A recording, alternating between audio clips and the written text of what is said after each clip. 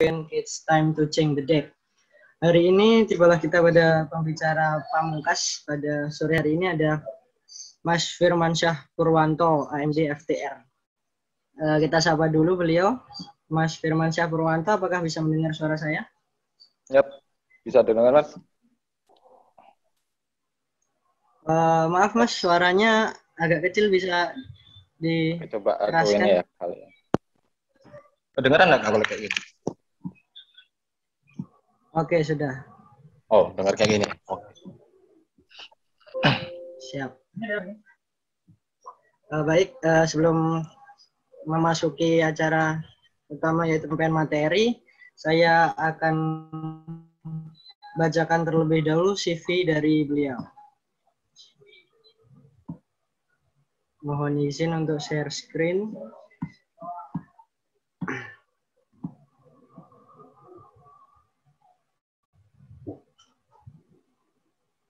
Oke, sudah terlihat ya. Pembicara pada sore hari ini yang terakhir adalah Kak Firmansyah Purwanto. Riwayat pendidikan formal ada Diploma 3 dengan gelar AMD FTR Poltekkes Kemenkes Surakarta, lulus tahun 2015 dengan nilai 3,5. Pengalaman bekerja, dia pernah bekerja di Backup Spine Clinic pada September 2015 sampai Mei 2018. Kemudian beliau menjadi sport fisioterapis di Klinik Utama Halmahera Medica, Lead Division Divisi Active Spine Care Mei tahun 2018 sampai sekarang. Kemudian untuk pengalaman mengisi atau berbicara di seminar dan talkshow ada di radio, beliau pernah mengisi pada Stay Active at Home During COVID-19 at Fit Radio Bandung 94,8 FM pada tahun 2020. Kemudian juga ada Fisioterapis Perspective for Running and Basketball at Fit Radio Bandung 94,8 FM tahun 2019. Untuk mengisi seminar, beliau mengisi di Rethinking Back Pain, Better Understanding of Back Pain and Its Management, seminar dan mini workshop di Sleman, Yogyakarta pada tahun 2020. Juga pada Rethinking Back Pain, The Past, The Present, and The Future of Back Pain Management, seminar dan mini workshop di Jombang, Jawa Timur tahun 2019. Beliau adalah penulis dari Rethinking Back Pain, buku pegangan untuk penderita nyeri pinggang, dipublikasi oleh Movement Pain PT pada 2019. Beliau juga menjadi co-author dari 30 Days of Shoulder Structure, Function, Condition, Mobility, Strength, Movement, dipublikasi oleh thestrengththerapist.com tahun 2018 dan masih banyak lagi. Kemudian beliau juga pernah mentranslate atau menerjemahkan beberapa tulisan, di antaranya ada Musculoskeletal Clinical Translation Framework, School of Physiotherapy, Chartered University. Kemudian beliau adalah member atau tergabung dalam afiliasi member Physio Network Australia 2019 sampai sekarang. Juga tergabung dalam Ikatan Fisioterapi Indonesia tahun 2016 sampai sekarang.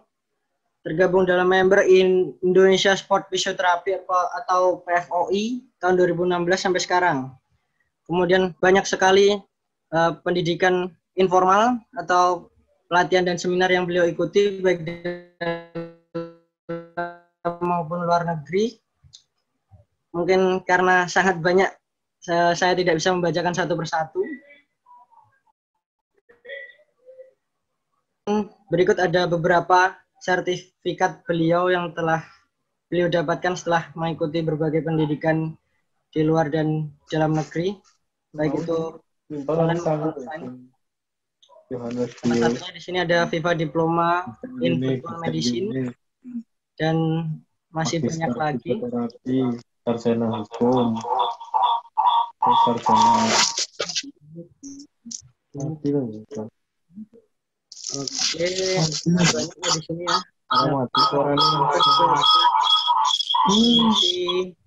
Waktu mengisi Rethinking Back Pain pada tahun sebelumnya seperti ini. Kebetulan dulu masih bisa offline ya Mas Firman, sekarang mungkin udah susah karena pandemi. Baik, mungkin sekian saja dari CV beliau. Sangat luar biasa background dari beliau ya teman-teman. Itu penyampaian materi dan judul Social Framework atau MDFR kepada Mas Firmansyah Purwanto. Saya persilahkan. Suara saya putus-putus nggak Mas Dika? Lancar Mas. Oke, siap. Selamat sore Bapak Ibu dan rekan sejawat fisioterapis sekalian. Terima kasih telah bergabung pada webinar kali ini yang tadi sudah diisi oleh Bapak Budi Utomo dan Bapak Yohanes Deo, yang kebetulan keduanya merupakan mentor saya, dan di sini mungkin saya muridnya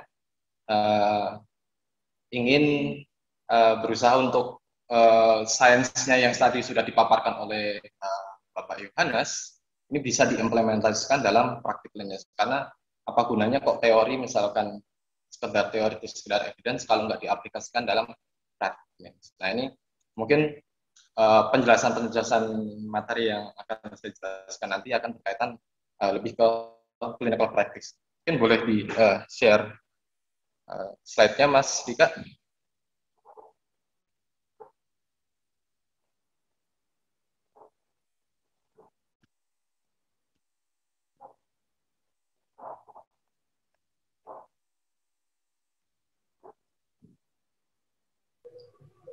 Sudah Mas?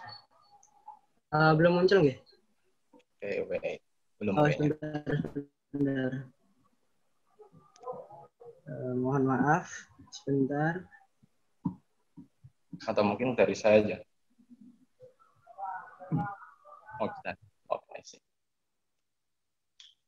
Oke, mungkin sedikit intro dulu kenapa kok Rethinking Backbend tadi sudah dijelaskan sedikit banyak oleh panitia ataupun pembicara sebelumnya, bahwa memang nyeri punggung bawah ini menjadi suatu permasalahan yang memang menjadi masalah kesehatan dalam skala dunia, tidak hanya di Indonesia. Mohon maaf Mas Firman, suaranya mungkin bisa lebih keras. Oke, iya. Jadi nyeri punggung bawah ini menjadi kontributor pertama di dunia, tidak hanya di Indonesia, dan ini tentunya banyak sekali high cost yang kemudian terjadi, yang dari segi efisiensi pembiayaan atau perawatannya, yang kemudian juga banyak permasalahan yang mungkin sudah kita coba untuk menyelesaikan, tapi sampai sekarang belum optimal. Mungkin bisa next, Mas. Ya. Nah, ini adalah kutipan dari leader Low Back Pain Research di dunia, Profesor Peter O'Sullivan. Beliau menyatakan bahwa permasalahan nyeri punggung bawah yang terjadi saat ini bisa dikurangi apabila manajemen atau approaching-nya sejalan dengan bukti ilmiah yang saat ini ada. Jadi tentunya dalam praktik klinisnya ini kan bersifat dinamis banget. Jadi mungkin research yang dulu-dulu kita gunakan saat ini mungkin sudah tidak terpakai lagi. Nah, kita sebagai praktisi tentunya banyak tantangan yang dihadapi. Selain untuk mempelajari sainsnya itu sendiri, juga bagaimana mengimplementasikan di dalam praktik klinisnya seperti apa. Seperti itu. Oke, mungkin next. Dan ini berkaitan dengan topik webinar kali ini, itu waktunya untuk merubah manajemen yang selama ini ada. Karena memang dirasa tidak atau belum optimal dengan beberapa poin yang mungkin sudah dibahas sebelumnya. Pertama, dengan memahami faktor multidimensional terkait nyeri punggung bawah itu sendiri, kemudian bagaimana fisioterapis mengembangkan skills dalam diagnosisnya untuk mengidentifikasi permasalahan dari yang dikeluhkan oleh pasien, ataukah itu masalah serius ataupun masalah itu memang masalah umum yang terjadi. Nah, itu perlu kita kembangkan lagi kemampuan kita. Nah, dari diagnosis skill ini sendiri, nantinya juga kita harus perlu mensintesis dan menginterpretasikan informasi-informasi yang klinis ini dengan mempertimbangkan berbagai domain. Domainnya apa saja tadi sudah disebutkan bahwa terkait biopsikososial, ada biologis, ada psikologis, dan ada faktor sosial. Nah, itu yang mau kita eksplorasi. Dengan adanya pemahaman yang berkaitan dengan biopsikososial itu sendiri, pada akhirnya kita bisa mencoba untuk mengimplementasikan pendekatannya ini harusnya fleksibel untuk individu dengan keluhan nyeri punggung bawah. Nah, pendekatan yang mau kita develop ataupun mau kita kembangkan dalam praktik klinis ini tentunya tidak hanya berdasarkan biopsikososial, tapi mempertimbangkan memang realita yang di klinis ini seperti apa, karena banyak hambatan yang terjadi bahwa untuk menerapkan evidence based practice ini akan sulit sekali, mungkin terkait regulasi, mungkin terkait aturan di instansinya, ataupun mungkin terkait personal environment-nya. Jadi mungkin lingkungannya tidak disupport oleh partner kerja yang ibaratnya sama-sama mau mengembangkan seperti itu. Nah, ini nanti kita sedikit banyak akan membahas terkait soal itu. Oke, next.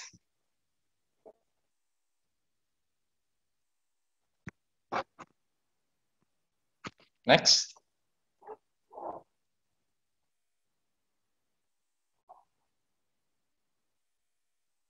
Oke, mungkin sebelum kita masuk ke pendekatannya seperti ataupun kerangka kerjanya seperti apa, kita balik dulu atau flashback dulu berdasarkan riset yang ada selama ini, bagaimana perspektifnya pasien ini seperti apa. Mungkin ekspektasinya pasien datang ke fisioterapis itu pengennya apa gitu. Nah, ternyata ada beberapa research yang sudah dipublikasikan bahwa pasien ini pengen memang informasinya yang diedukasikan atau diberikan oleh fisioterapis khususnya ini jelas dan konsisten berdasarkan atau berkaitan dengan diagnosis yang atau kondisinya pasien ini terkait apa, kemudian prognosisnya bagaimana.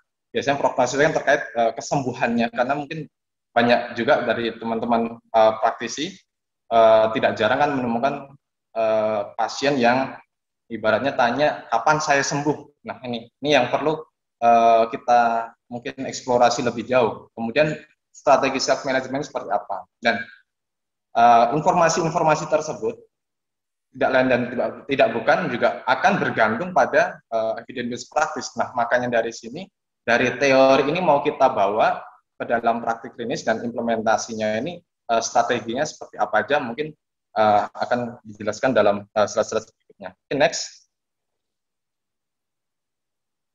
Oke, ini yang menjadi suatu hal yang vital di profesi kita, bahwa kita tidak hanya mempertimbangkan evidence saja dalam praktiknya, tapi kita juga perlu memperdalami terkait clinical reasoning. Clinical reasoning ketika berhadapan dengan pasien dengan keluhan nyeri punggung bawah ini seperti apa. Nah, poin-poin yang perlu kita kulik lebih dalam adalah sumbernya, sumber permasalahan dari individu ini apa. Mungkin tadi sudah dijelaskan banyak faktor, mungkin patho-anatomical, mungkin juga berkaitan dengan psikologis dan lain sebagainya. Nah, ini kita mau kulik. Kemudian kalau misalkan memang keluhannya sudah kita temukan, ada enggak faktor-faktor yang memang faktor-faktor lainnya memang berkontribusi untuk kondisi yang pasien alami. Karena mungkin barangkali kondisinya secara mungkin biologisnya sebenarnya mungkin dominasinya rendah, tapi faktor kontribusi yang lainnya ini lebih dominan. Nah, ini mau kita kulik lebih jauh. Dan selanjutnya ada pertimbangan ada enggak kontraindikasinya terkait tentu asesmen kita dalam perawatannya untuk individu dengan keluhan nyeri punggung bawah. Nah, ini kontraindikasinya apa hal-hal apa saja yang perlu kita cegah. Tadi sudah sempat saya dengarkan bahwa Pak Yohanes sudah membahas terkait jangan terburu-buru untuk pemeriksaan radiologi. Nah, ini termasuk precaution-nya. Jadi ini yang perlu kita pertimbangkan dalam menghadapi atau membantu individu dengan keluhan nyeri punggung bawah. Kemudian selanjutnya ada tentu prognosisnya seperti apa, dan kira-kira treatmentnya ini bagaimana untuk individu ini. Karena mungkin individu satu dengan individu yang lain pasti akan berbeda, meskipun dengan mungkin diagnosisnya yang sama. Karena mungkin pattern atau karakteristik individunya bisa berbeda, mungkin dari aktivitas sehariannya, kemudian dari mungkin keturunan atau genetik, tadi sempat dibahas bahwa itu akan menjadi suatu pertimbangan yang penting dalam kita untuk melakukan perawatan pada individu dengan nyeri punggung bawah. Oke, next. Oke, ini sedikit flashback aja. Tadi sempat di-share oleh Pak Yohanes berkaitan dengan faktor-faktor multidimensional. Dan mungkin saya akan lebih menekankan bahwa pada kondisi nyeri punggung bawah, tidak ada single faktor yang bisa berdiri sendiri untuk mencetuskan nyeri punggung bawah. Tadi sempat dibahas bahwa faktornya banyak. Nah, ini juga banyak. Artinya seperti ini, misalkan ada kondisi individu datang dengan kondisi nyeri punggung bawah, mungkin kita temukan adanya mungkin indikasi disc prolapse ataupun herniasi. Nah, kita mau kulik herniasi ini penyebabnya apa? Apakah karena aktivitas fisik? Kemudian apakah habitnya selama ini mungkin lebih dominan mungkin sedenter? Nah, mungkin juga dari situ juga dilatar belakang oleh pekerjaan. Oh, pekerjaannya ini mungkin pekerja kantor, jadi memang dituntut untuk banyak atau aktivitas pekerjaannya lebih banyak aktivitas duduk. Dan kemudian individu atau personnya ini mungkin jarang olahraga, yang akhirnya akumulasi dari berbagai faktor tersebut menimbulkan keluhan nyeri punggung bawah itu sendiri. Nah, ini tentunya ketika nantinya kita berhadapan dengan pasien dengan individu dengan keluhan nyeri punggung bawah, tentunya kita memperhatikan faktor-faktor tersebut. Jadi tidak hanya sekedar ini ada disc prolapse berarti nanti treatmentnya ya terkait disc prolapse-nya seperti apa. Padahal secara realnya ada nggak penanganan atau perawatan teknik fisioterapi itu yang bisa menyelesaikan disc prolapse menjadi tidak prolapse lagi. Ini kan menjadi suatu pertanyaan yang menarik karena misalkan sudah degenerasi, kira-kira bisa nggak regenerasi? Padahal pasiennya dengan usia mungkin 80 tahun. Nah, ini kan tentu menjadi pertimbangan yang perlu diperhatikan seperti itu. Oke, next. Oke, iklan atau kutipan lagi berkaitan dengan yang terjadi di pelayanan di fisioterapi, bahwa selama ini pelayanannya ini menganggap pasien itu sederhana. Sudah dikategorikan, oh ini pasien dengan spondylosis, nanti penanganan seperti itu. Oh ini pasien dengan herniasi, penanganannya seperti itu. Sedangkan regulasi atau alur pathway-nya untuk mendapatkan pelayanan fisioterapi saat ini itu terlalu panjang banget. Mungkin harus dari referral dari dokter spesialis seperti. Nah, kita butuh sistem kesehatan dan butuh kerangka kerja juga yang sederhana tapi bisa mengcapture permasalahan pasien-pasien yang mungkin sangat kompleks, karena mungkin dari keluhan nyeri punggung bawah ini dampaknya ke kehidupannya seperti apa, apakah mempengaruhi secara finansial seperti apa. Nah, itu perlu kita pertimbangkan lagi. Jadi ini yang membawa kita kenapa kok dibutuhkan biopsychosocial approach sebenarnya. Jadi untuk mengcounter permasalahan yang selama ini seperti itu. Oke, next.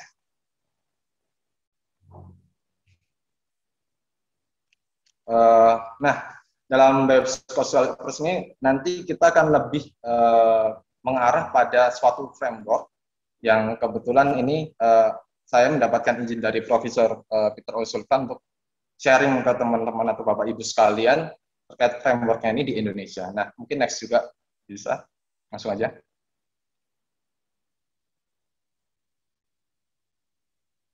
Oke, pertanyaannya adalah musculoskeletal clinical translation framework ini seperti apa, atau kerangka kerja klinis muskuloskeletal ini merupakan suatu pendekatan approaching yang dimana fisioterapis ini sangat benar-benar memperhatikan terkait skill clinical reasoning-nya. Jadi benar-benar memperhatikan pasien ini permasalahannya apa aja. Jadi tidak sekejar tes spesifik positif misalkan SRF herniasi, wah berarti penanganannya gitu, tapi tidak memperhatikan faktor-faktor lainnya. Nah, di sini kita memperhatikan faktor-faktor lainnya.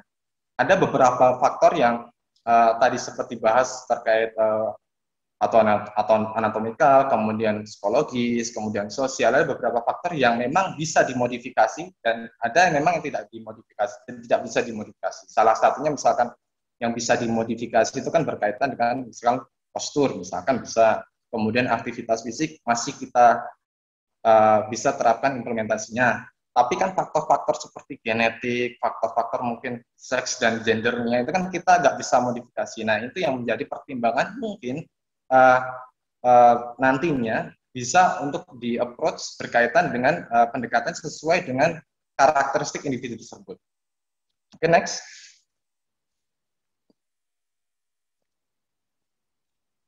Ini adalah salah satu kutipan dari fisioterapis. Kebetulan dia sudah almarhum. Dia merupakan fisioterapis dari UK yang menjadi representasi ataupun inovator fisioterapis dalam bidang nyeri.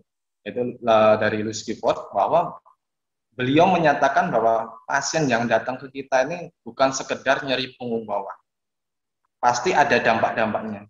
Secara realita di klinis, kebanyakan pasien datang ke kita itu bukan kondisi akut. Rata-rata sudah mungkin seminggu atau mungkin bahkan berbulan-bulan baru datang ke fisioterapi. Nah, permasalahan-permasalahan seperti ini, karena adanya kompleksitas, maka dari segi kitanya sendiri, fisioterapisnya tentu pengen melihat gambaran yang lebih besar lagi.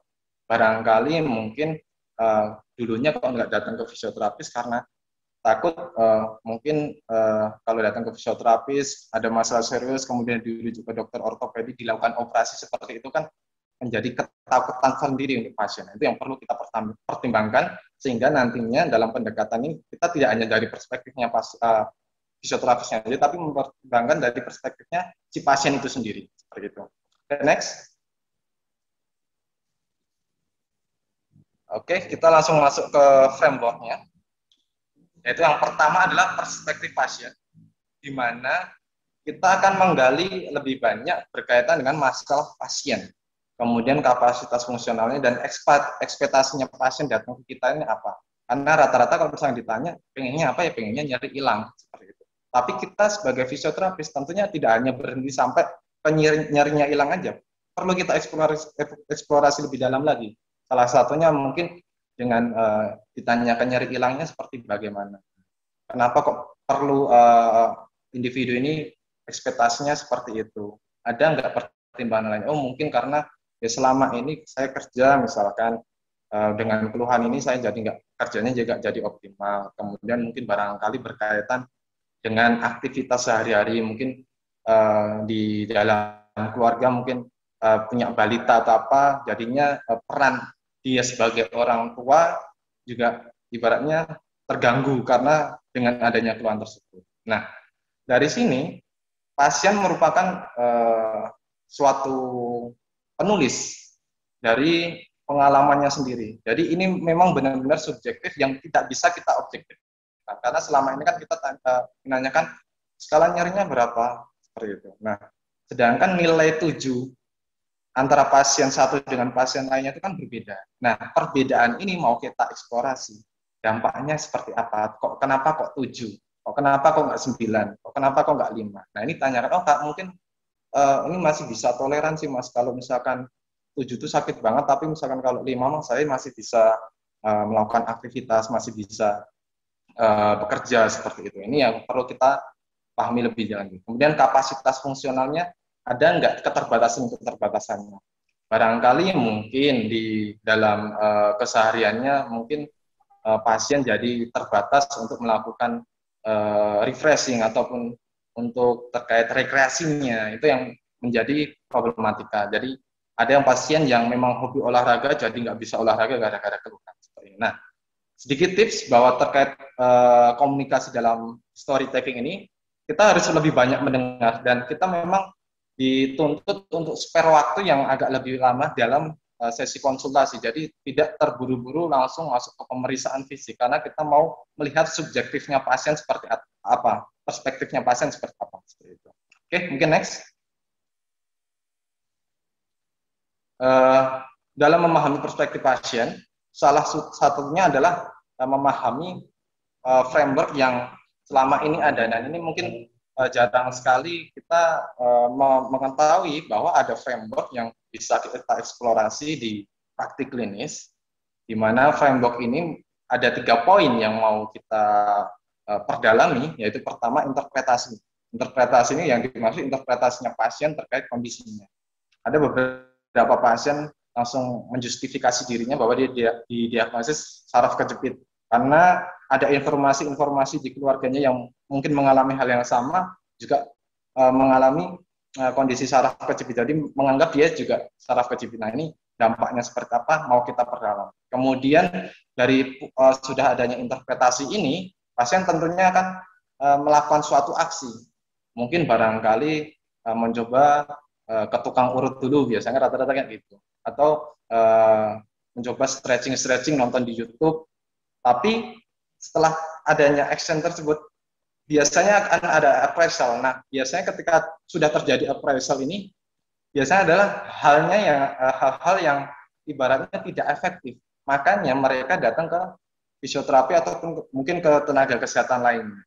Karena apa? Mungkin sudah mencoba kompres hangat, kompres dingin, kemudian sudah melakukan stretching atau latihan-latihan penguatan, tapi kok sampai sekarang kok tidak bisa ibaratnya mengurangi gejala. Pada akhirnya mereka datang ke fisioterapis. Nah, dari beberapa poin di sini, tentunya ini yang mau kita eksplorasi di history taking-nya, seperti yang setelah saya sampaikan tadi. Oke, next. Slide ini mungkin lebih sedikit memberikan gambaran terkait bagaimana cara mengkomunikasikan atau bagaimana cara membuat suatu open-ended question, yaitu pertanyaan yang jawabannya bukan ya atau tidak. Jadi justru fisioterapis menghindari pertanyaan-pertanyaan yang jawabannya hanya ya dan tidak.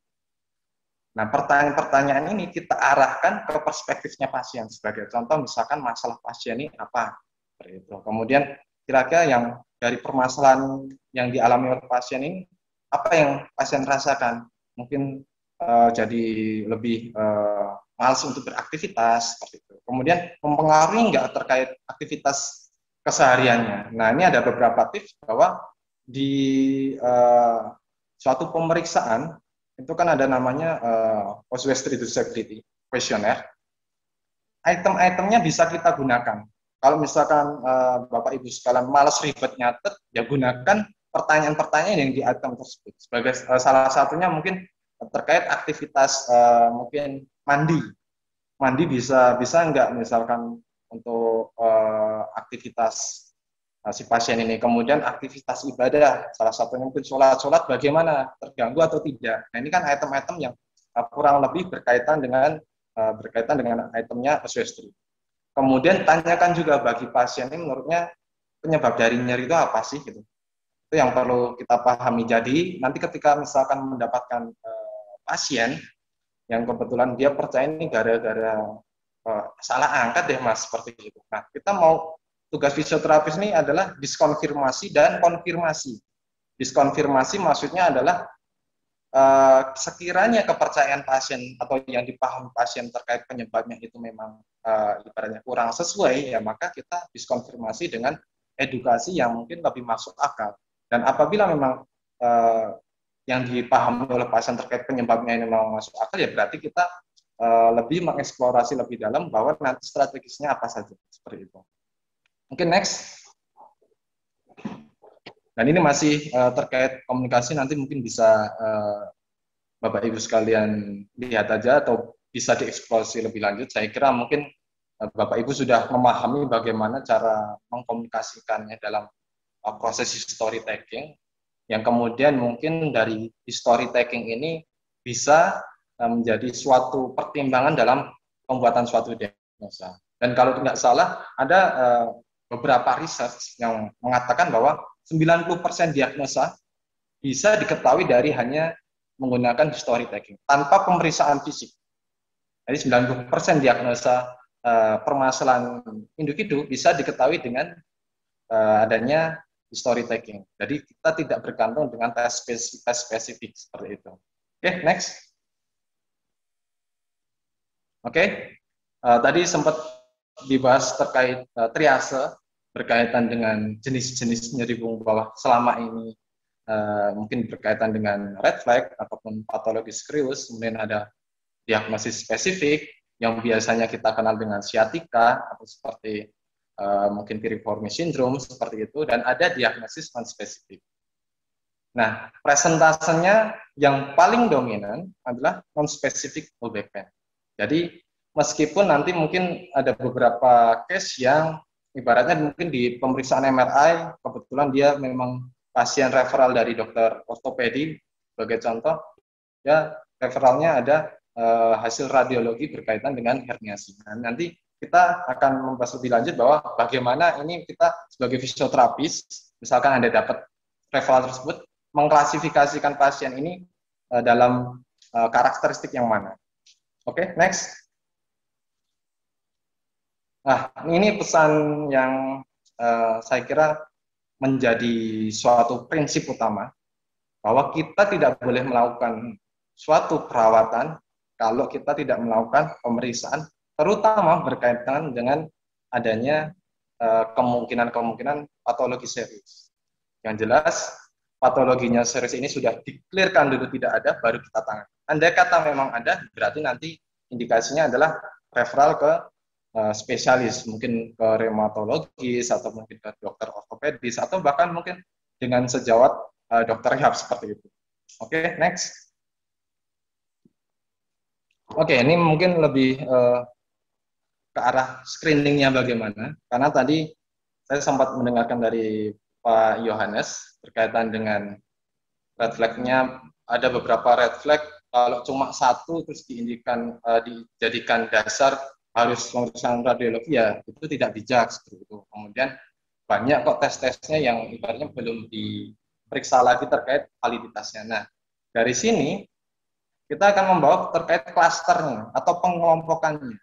Kira-kira bisa dijadikan dasar itu ketika kriterianya seperti apa. Sebagai contoh, misalkan adanya kemungkinan malignansi atau kondisi-kondisi yang berkaitan dengan kanker.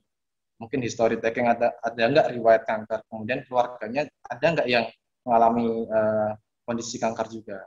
Kemudian adanya penurunan berat badan secara drastis, usianya berapa, pernah nggak mendapatkan perawatan konservatif itu ya ibaratnya non bedah seperti itu. Kemudian ada beberapa juga misalkan yang paling jarang itu kan mungkin spinal infection.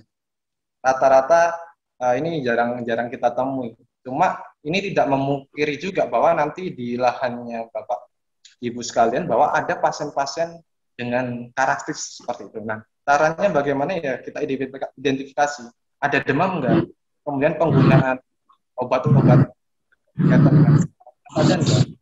enggak permasalahan, mungkin barangkali si pasien ini jadi punya keluhan nyeri punggung bawah gara-gara pasca tindakan atau prosedur, sebagai contoh mungkin prosedur operasi di gigi ataupun operasi di bagian tulang belakang. Keluhannya apa? Misalkan malam untuk istirahat bisa tidak? Nah, seperti itu menjadi suatu karakteristik yang bisa kita gunakan untuk mengarahkan, oh pasiennya ada penurunan berat badan yang secara drastis. Kemudian kok onsetnya ini secara tiba-tiba. Kemudian simptomnya mungkin barangkali kok sudah lama. Ada indikasi kalau pagi dia tidak bisa ngapa-ngapain, alias kaku sebagai contoh seperti itu. Nah, oh mungkin ini ada kriteria ke arah spondiloartrosis nih, seperti itu kan. Mungkin kita bisa menjadi suatu penasihat untuk atau edukator untuk pasien bahwa oh ini mungkin permasalahan seperti ini Pak Bu, berkaitan dengan mungkin ini kondisi inflamatori. Mungkin barangkali agar diagnosisnya lebih detail lagi, mungkin bisa kita refer ke reumatologis atau dokter internis seperti itu. Oke, next. Dan ada kondisi-kondisi di red flag itu kan banyak. Jadi nggak hanya terkait fraktur kompresi ataupun terkait spondiloartritis atau yang biasa dikenal dengan bambu span, tapi juga ada kondisi-kondisi yang seperti Cauda-Eckman syndrome berkaitan dengan apabila individu ini ada gangguan bladder and bowel. Jadi gangguan BAK dan BAB misalkan ini ada, kita langsung mengarah, oh ini mungkin kondisi ini nih, red flag nih.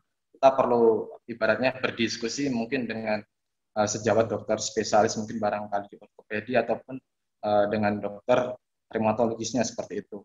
Kira-kira nanti manajemennya fisioterapinya seperti apa. Nah ini perlu kita diskusikan lebih lanjut dengan expert-expertnya yang memang dia di bidangnya ya bidangnya terkait mungkin di neurologisnya seperti itu ya. Oke, next.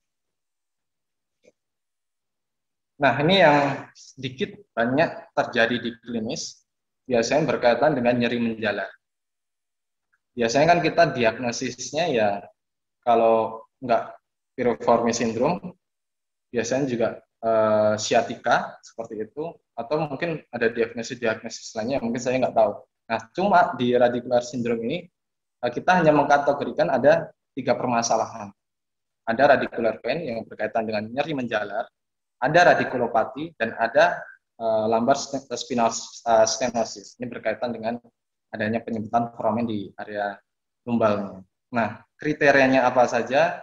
Bahwa mungkin kalau misalkan radicular pain ya jelas nyerinya menjalar. Kemudian untuk bisa mengetahui ini benar radicular pain atau enggak, mungkin ada pemeriksaan khususnya. Apa? Misalkan sebagai contoh, pemeriksaan yang saat ini valid yang bisa digunakan adalah SLR, yang mungkin bisa dikenal dengan SLR, LASIK test, Mary Braga dan sebagainya. Itu kan hanya sebagian prosesnya dari stratification. Nah, seperti itu. Andai kata mungkin juga ada pemeriksaan kok red flag-nya tiba-tiba hiperrefleksia. Nah, ini mungkin kita indikasinya mungkin jangan-jangan ini ada kondisi ini nih radiculopathy nih misalkan. Ada miotomnya kok ada kelemahan. Kemudian sensorisnya juga terganggu. Berasa baal, numbness seperti itu. Ini menjadi kriteria kita, oh ini berarti pasien masuk ke arah radiculopathy. Jadi ada hal yang bisa kita lakukan untuk mengkategorikan pasien ini karakteristiknya lebih ke arah mana. Nah, andai kata kok dapat pasien dengan herniasi diskus, tapi kita melakukan pemeriksaan fisiknya tidak mengindikasikan seperti itu, ya berarti secara clear ya mungkin bisa masuk ke diagnosis yang selanjutnya, ini adalah non-spesifik. Oke, next. Oke. Ini adalah diagnosis yang paling sering diperdebatkan oleh expert-expertnya berkaitan dengan istilah non-spesifik, karena dianggap bahwa kita itu nggak tahu penyebabnya. Padahal maksud dari non-spesifik itu adalah diagnosis eksklusi.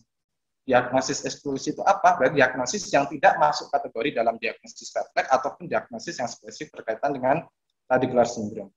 Nah, ini yang sering terjadi bahwa banyak individu mempunyai gambaran atau hasil RO yang mungkin herniasi diskus, mungkin adanya listesis, mungkin adanya spondylosis, degeneratif diskus. Tapi ketika dilakukan pemeriksaan fisik, ini tidak mengindikasikan signs atau simptomnya seperti yang dikategorikan sebelumnya, Pak. Akhirnya kita memutuskan untuk memasukkannya dalam kategori non-specific low back pain. Oke, next. Nah, ini sebagai pengingat saja bahwa rata-rata di kita itu kan seringnya menjustifikasi atau membuat suatu keputusan ini terlalu terburu-buru. Oh, ini gara-gara nyeri punggung bawah akibat postur nih, otot-otot core-nya lemah. Oh, ini gara-gara mungkin ada herniasi nih, mungkin gara-gara ada listesis nih. Kita terlalu terburu-buru. Nah, dengan adanya pengingat ini, tentunya kita akan lebih berhati-hati bahwa dalam menentukan diagnosis ya, sebagai contoh, apa yang kita ucapkan ini kan bisa menjadi suatu kepercayaan si pasien. Bisa saja jadi kepercayaan yang positif buat pasien sehingga termotivasi, atau bisa saja jadi kepercayaan yang negatif. Justru pasien malah banyak restriksinya, banyak melakukan aktivitas penghindaran seperti itu. Oke, next. Nah, ini contoh realnya, apa akibatnya kalau terjadi overdiagnosis. Overdiagnosis itu ya kita mendiagnosisnya terlalu berlebihan, padahal mungkin nggak terlalu diagnosis tersebut atau temuan klinis tersebut bukan temuan klinis yang sangat berkorelasi dengan pasien. Dampaknya apa? Ternyata dampaknya malah menjadikan pasien ini tingkat disability-nya lebih tinggi. Disability-nya gara-gara apa? Disability-nya malah gara-gara praktisinya. Bukan karena permasalahan mereka sendiri, tapi gara-gara praktisinya. Nah, ini yang perlu kita. Next. Yuk. Oke, ini mungkin suatu refleksi saja bahwa tadi yang overdiagnosis ini menimbulkan mungkin banyaknya rujukan atau referral pemeriksaan MRI, kemudian banyaknya tindakan-tindakan bedah yang tidak layak atau sebenarnya tidak diperlukan seperti itu. Ini adalah dampak-dampak dari overdiagnosis dan kita harap kita ini sebagai profesi fisioterapis jangan sampai menjadi sumber masalahnya disabilitasnya si pasien.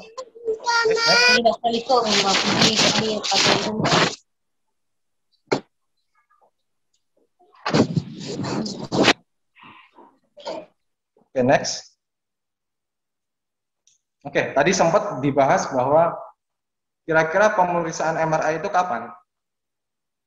Misalkan ada indikasinya apa saja sehingga kita bisa memutuskan, oh ini perlu referral, ini perlu enggak. Nah ini ada flowchart-nya ataupun alurnya. Andai kata memang kita dalam mengklasifikasi atau screeningnya tadi mengarah ke arah spesifik, ya mungkin rekomendasi MRI diperlukan. Tapi misalkan faktor-faktor risiko yang dari screening tersebut tidak mengindikasikan ke arah tersebut, ya berarti kita tindakan konservatif dulu sambil mengevaluasi konservatifnya kita nih progresnya seberapa jauh, positif atau tidak. Mungkin nanti misalkan andai kata positif, ya berarti nggak perlu dilakukan pemeriksaan MRI.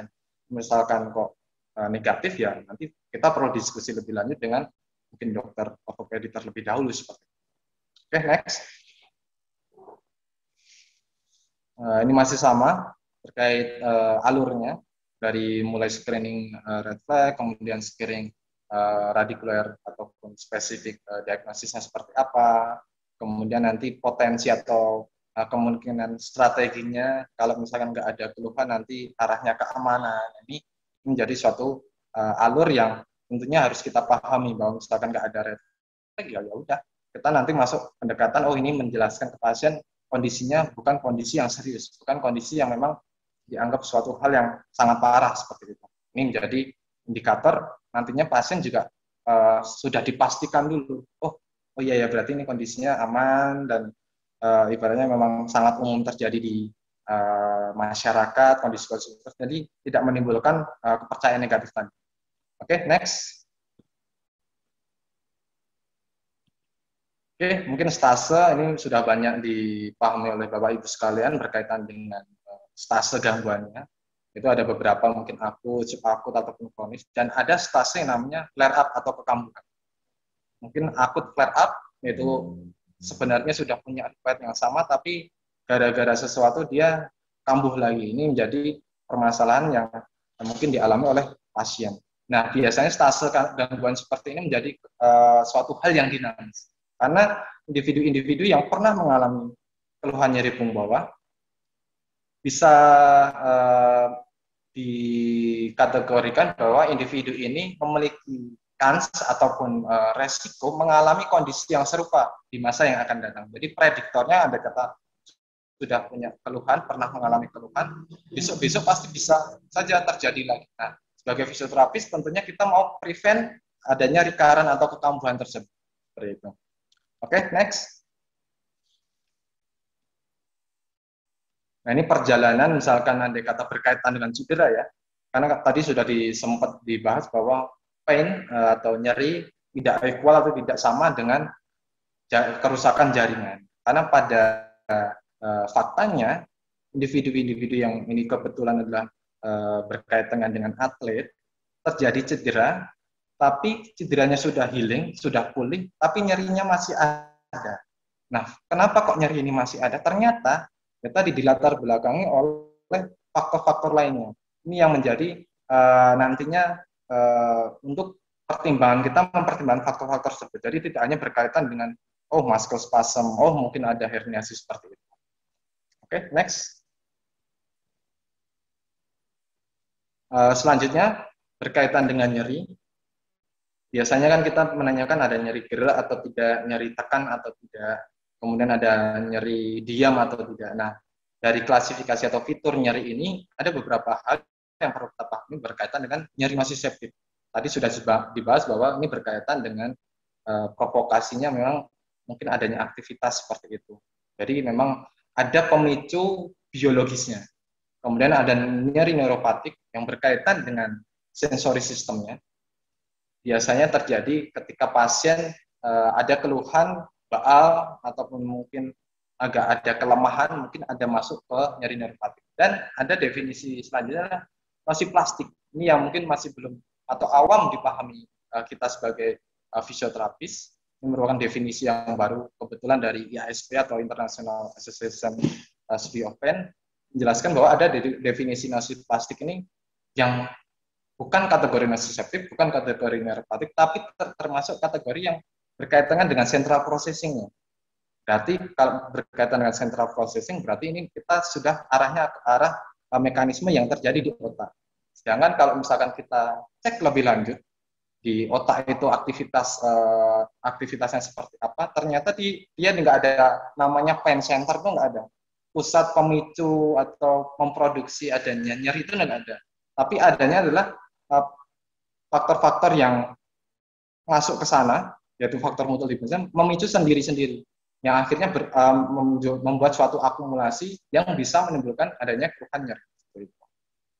Next.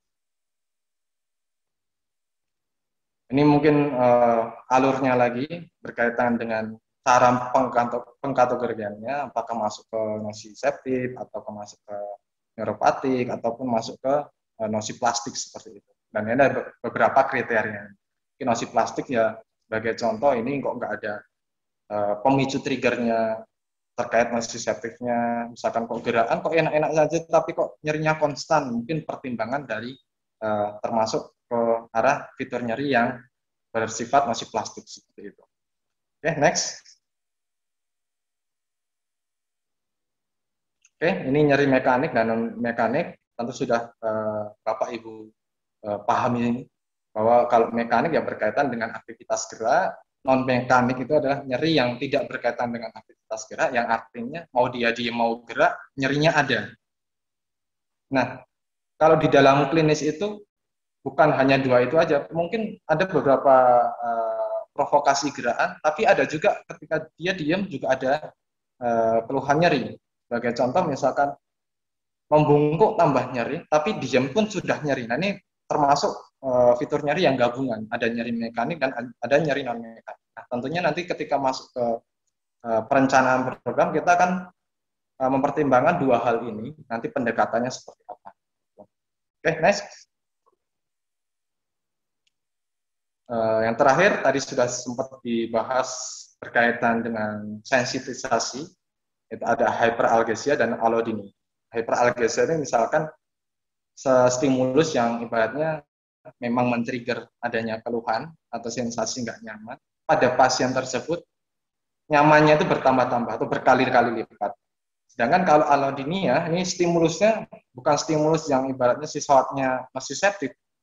Harusnya dia tidak merasakan keluhan, tapi kok kenapa pasien ini jadi sensitif? Nah ini menjadi pertimbangan, oh ternyata kalau misalkan individu dengan, sebagai contoh mungkin komorbiditas dengan diabetes mellitus, dia mungkin ada hypersensitivitasnya juga, jadi masuk ke allodynia. Jadi bukan hanya ketika DM itu kok sensasinya ibaratnya faal, tapi bisa juga kemungkinan dia punya karakteristik allodynia seperti itu. Oke, next. Ini sempat dibahas tadi berkaitan dengan depresi 4 kali lipat bisa memicu atau memprediksi adanya keluhan nyeri punggung bawah, bahwa mungkin adanya kognitif berkaitan dengan kepercayaan, afektif emosinya si pasien berkaitan dengan mungkin personality. Mungkin ada yang power syndrome, jadi individu-individu yang memang dia itu lebih sering marah karena punya power seperti itu. Ini masuk menjadi pertimbangan juga, dan ada faktor-faktor yang berkaitan dengan sosial, mungkin sosial dari segi level pendidikannya, sehingga mungkin kadang ketika di real klinisnya nih dengan pendidikan yang mungkin sebatas, mohon maaf misalkan SD, mungkin pemahamannya akan berbeda dengan pasien yang sudah menempuh pendidikan lulus S2 seperti itu. Itu menjadi akan sedikit adanya perbedaan. Oke, next. Nah, kenapa kok tadi dari awal, dari mungkin Pak Yohanes membahas terkait psikososialnya, kemudian faktor-faktornya tidak hanya biologis. Ternyata masalah psikososial ini menjadi prediktor yang ibaratnya hasilnya akan kelihatan nggak baik. Jadi sudah di treatment, kalau faktor psikososialnya nggak kita manage, kita nggak coba untuk edukasi ke pasien, tentu progresnya untuk recovery juga terhambat. Sebagai contoh mungkin ada mental illness, pasien-pasien dengan mungkin tingkat stres yang ibaratnya stresnya adalah tinggi. Kemudian adanya low confidence, jadi tidak percaya diri terkait tubuhnya sendiri. Jadi merasa rentan kalau misalkan melakukan aktivitas ini pasti akan terjadi keluhan. Ini menjadi suatu permasalahan psikososial yang bisa memprediksi hasil klinis yang kurang baik. Next. Nah, ini kurang lebihnya ketika nanti misalkan di klinis, bisa lagi-lagi bisa dengan kuesioner, dia terdokumentasi, atau bisa dengan memperhatikan item-itemnya apa saja. Sebagai contoh, misalkan untuk screening, berkaitan dengan prognosis, kita kebetulan dari fisioterapi sendiri, profesi fisioterapi memiliki kuesioner yang bisa dijadikan prognosis. Yaitu ada Orebro, nanti mungkin bisa di-search Orebro itu seperti apa, dan ada STARBACK atau Start muskuloskeletal untuk screening prognosis faktor untuk kondisi nyeri punggung bawah. Apabila memang nanti resikonya tinggi, nanti ada kriterianya sendiri. Faktor kognitifnya bagaimana, faktor afektifnya seperti apa.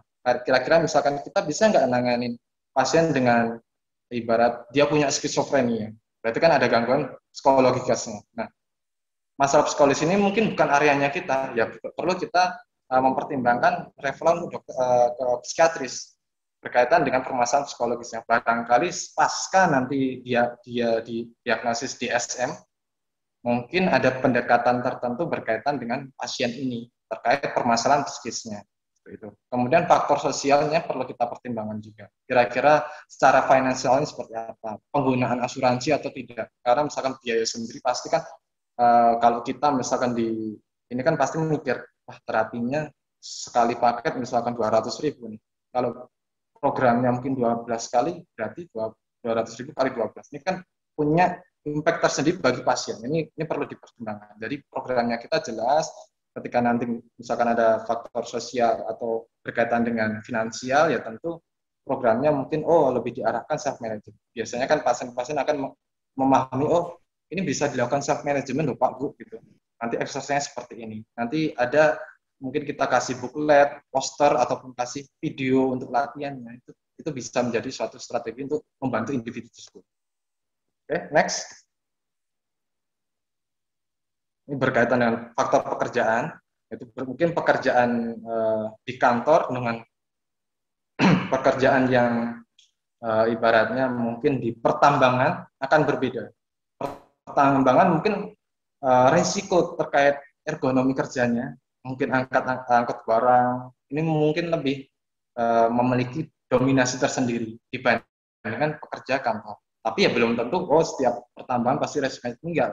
Pasti kita akan mempertimbangkan faktor yang lain, terutama faktor dari persepsi individunya tersebut. Sebagai contoh, misalkan, dia memang di pertambangan, misalkan, tapi dia hobinya olahraga, berarti kan memiliki threshold terkait kekebalan tubuhnya lebih tinggi dibandingkan individu-individu yang dia sudah tidak punya hobi olahraga, dia lebih sedenter, lebih-lebih pekerjaan di kantornya hanya lebih dominasi aktivitas itu. Sebagai contoh mungkin saat ini karena pandemi lebih banyak meeting. Nah, ini menjadi faktor yang mungkin barangkali sangat berkontribusi pada individu tersebut. Oke, selanjutnya.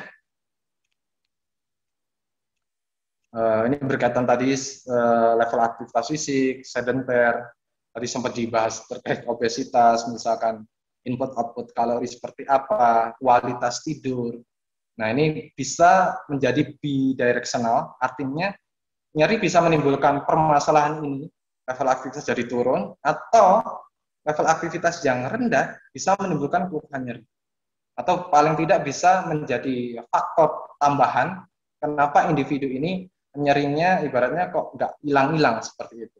Nah, ini perlu kita pertimbangkan. Mungkin barangkali dari sini ada Bapak Ibu sekalian yang mungkin sudah tersertifikasi memiliki kompetensi berkaitan dengan perencanaan program untuk nutrisi. Ini akan lebih bagus sekali. Berarti kan tambahan fisioterapis, tapi juga paham terkait nutrisi. Nah, kemudian juga fisioterapis yang paham pendekatan atau approaching terkait sleep hygiene atau bagaimana cara penataan programnya, misalkan untuk ada yang insomnia, bisa lebih cepat tidur. Nah, ini menjadi suatu tambahan. Nah, tapi pertimbangan-pertimbangan ini perlu kita clearkan terlebih dahulu. Ada nggak permasalahan seperti ini? Karena kalau misalkan ada, berarti ini menjadi faktor yang bisa berkontribusi pada keluhan yang dialami oleh individu. Oke, next.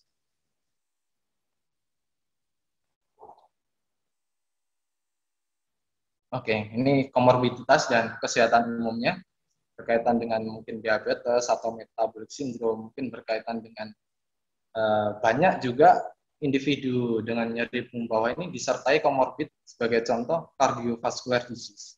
Pendekatannya pasti akan lebih kompleks lagi.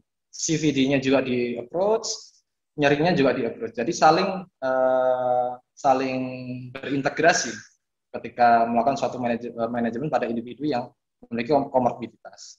Kemudian ada nggak kesehatan umumnya, pasien bagaimana?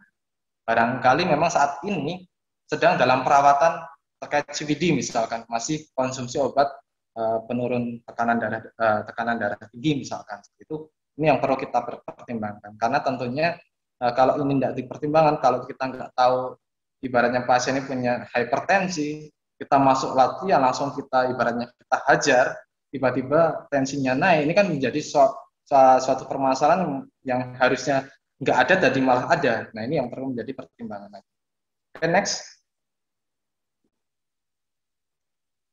Nah, dari beberapa yang telah disampaikan tadi, berkaitan dengan mungkin komorbiditas, kesehatan umum, berkaitan dengan faktor psikologis, faktor mungkin berkaitan dengan faktor pekerjaannya, sosialnya, ini ada beberapa prediktor terkait hasil klinisnya. Jadi kita sudah tahu kalau individu misalkan punya permasalahan stres yang tinggi, kemudian ada komorbiditas, dan usianya pasien ini juga pasiennya mungkin usianya di atas 40 atau 50 tahun, sedangkan pasiennya punya obesitas, nah ini bisa menjadi indikator, wah pasien ini mestinya kalau ini nggak di-manage, hasil klinisnya ya kurang baik. Tentunya ini menjadi strategi bagi fisioterapis untuk lebih approaching untuk manajemen mungkin komorbiditasnya. Mungkin bisa terintegrasi barangkali si pasien punya suster atau perawat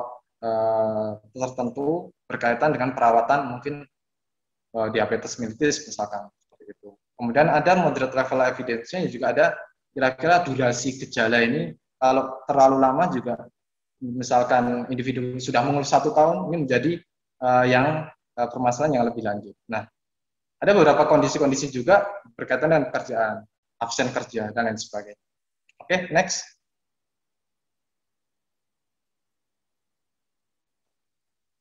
Oke, ini mungkin bagian terakhir. Dan nanti mungkin akan lebih ke case studinya berkaitan dengan kapasitas fungsional. Ada yang namanya adaptif dan ada yang namanya maladaptif.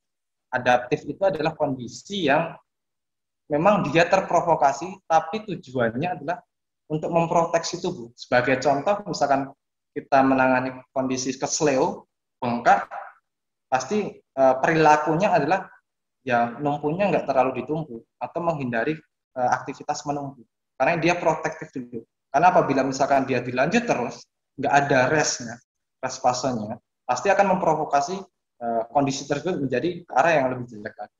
Nah, sedangkan maladaptif, justru kondisi-kondisi yang dialami ini sudah ibaratnya nggak ada permasalahan yang serius. Ibaratnya misalkan sudah di-clearkan, nggak ada gangguan red flag-nya, nggak ada gangguan spesifiknya, tapi kok pasien ini menghindari atau melakukan aktivitas yang ibaratnya dia tidak mau melakukan, yang misalkan gerakan membungkuk dihindari, ketika mengangkat barang dia harus persepsinya adalah harus tegak terus, misalnya duduk harus tegak terus, ini justru bisa juga berpotensi pada keluhan seperti itu. Next. Oke, ini gangguan gerak lebih simpelnya terkait gangguan ada nggak limitasi luas gerak sendinya. Ini berkaitan lagi adaptif dan maladaptif. Misalkan biasanya adaptif ini ada di kondisi-kondisi akut, tapi tidak memungkiri juga ada di kondisi-kondisi yang tipenya adalah kekambuhan atau flare up tadi. Sedangkan kalau maladaptif biasanya dia kondisi-kondisi yang ibaratnya sudah bertahun-tahun ataupun masuk ke dalam kondisi onset kronis seperti itu. Nah, ini perlu dipertimbangkan kira-kira dia kok individunya menghindari gerakan membungkuk ini adaptif atau enggak. Misalkan adaptif, ya udah nanti paling di secara gradual program fisioterapinya mungkin latihan ke arah gerakan yang terbatas tersebut. Kemudian next.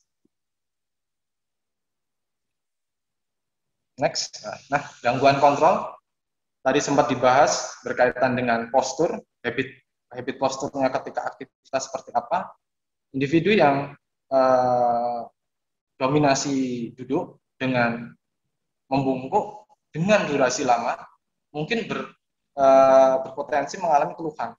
Dan itu pun sama terjadi pada individu yang memang persepsinya harus tegak. Padahal misalkan kita melihat aktivitas otot ketika dilakukan EMG atau elektromiografi, ternyata aktivitas otot ketika duduk tegak itu malah lebih banyak ketimbang aktivitas kita ketika duduk membungkuk atau ibaratnya relax. Nah, ini menjadi pertimbangan juga, adaptif atau maladaptif. Selanjutnya,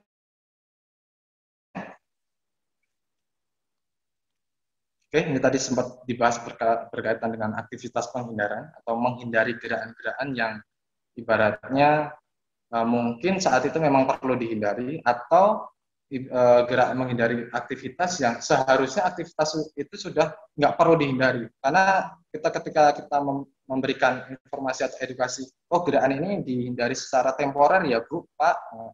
Pada kondisi-kondisi yang kronis, justru ini kalau misalkan masih dihindari, ini menjadi suatu permasalahan yang perlu kita intervensi.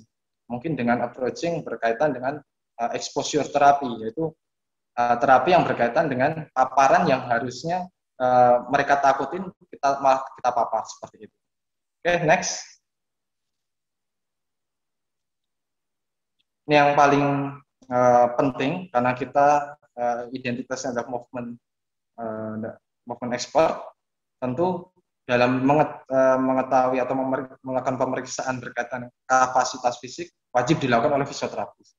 Ini ada beberapa form yang bisa kita gunakan, kan banyak tuh tesnya, misalkan duduk ke berdiri, kemudian aktivitas 6-minute walking test seperti itu. Mungkin aktivitas-aktivitas itu untuk sebagai baseline-nya kita mengetahui kapasitas daya tahan, kapasitas aerobik dan anaerobiknya seperti apa. Ini yang perlu kita pahami. Karena selama ini kita menggunakan pemeriksaan yang kalau bisa saya katakan pemeriksaan yang terlalu subjektif, yaitu apa? MMT. MMT nggak bisa digunakan dan saat ini nggak bisa dijadikan pemeriksaan yang menjadi acuan untuk melakukan pendekatan ini perlu di strength atau dilakukan strengthening atau tidak. Pasti berdasarkan, oh ini RM-nya berapa, repetition maksimumnya berapa, power-nya berapa. Ini yang perlu kita objektifkan seperti itu.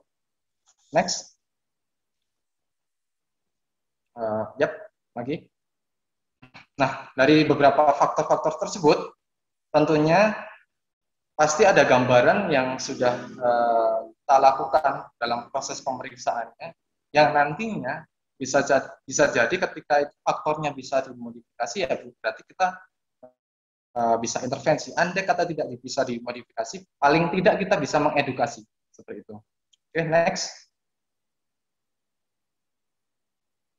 Ini adalah salah satu ilustrasi sederhananya berkaitan dengan faktor biopsikososial. Ternyata dia saling bidirectional, jadi saling mempengaruhi, bukan berdiri sendiri-sendiri, bio sendiri, psikososial sendiri seperti itu. Tapi bio juga psikososial juga berpengaruh pada biologi. Sebagai contoh, stres misalkan kita stres pasti akan meningkatkan sederhananya mungkin tensi atau tekanan darah pasti akan meningkat. Ketika kita kurang tidur pun mungkin kadar insulin dalam darah juga bisa meningkat. Ini kan berkaitan sekali, jadi nggak bisa terpisahkan. Oke, next. Oke, ini mungkin contoh sederhananya aja. Ketika framework tadi misalkan diaplikasikan ke dalam klinis itu seperti apa. Ini kan sebagai contoh, saya memiliki pasien, kebetulan misalkan dilihat dari gambar, mungkin ini adalah pasien skoliosis. Ternyata tidak. Jadi pasien ini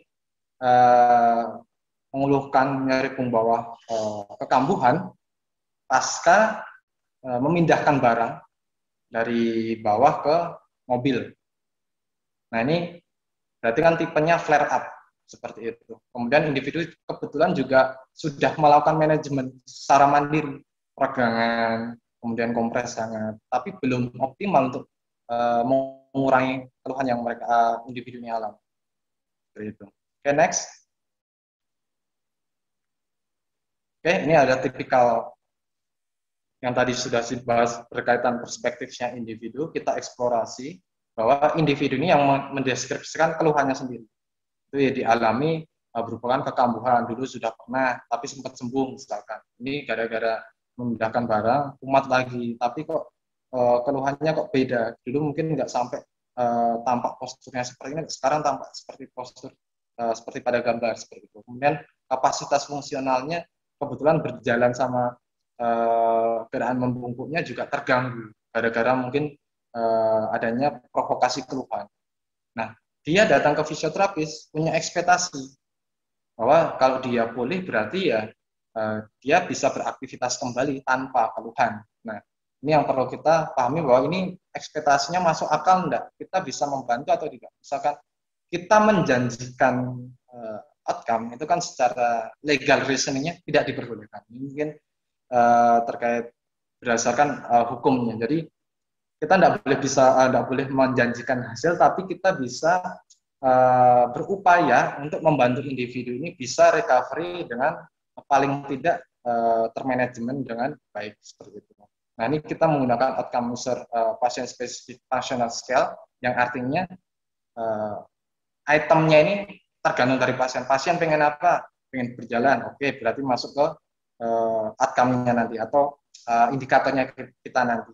Misalkan pengennya terkait aktivitas pekerjaan bisa paling tidak terganggu dengan kondisi nyeri ini menjadi ekspektasi atau tujuan atau program yang nantinya kita berikan kepada pasien. Oke, next. Berkaitan dengan diagnosis, tidak ada indikasi red flag. Kemudian karena tadi saya sudah menyebutkan bahwa ini nyerinya kekambuhan, kemudian nyerinya ada nyeri dalar, kemudian ditunjang atau dipastikan dengan pemeriksaan spesifik seperti SLR, bahkan mungkin yang biasanya nyeri menjalarnya di kanan, di tes SLR kanan dia normalnya memang harus sakit. Pada pasien ini kontralateralnya juga malah menimbulkan sakit yang lebih parah lagi. Ini mengindikasikan adanya iritasi pada dura, pada spinal cord-nya, pada akar sarafnya. Ini mungkin detailnya nanti bisa kita diskusikan lebih lanjut.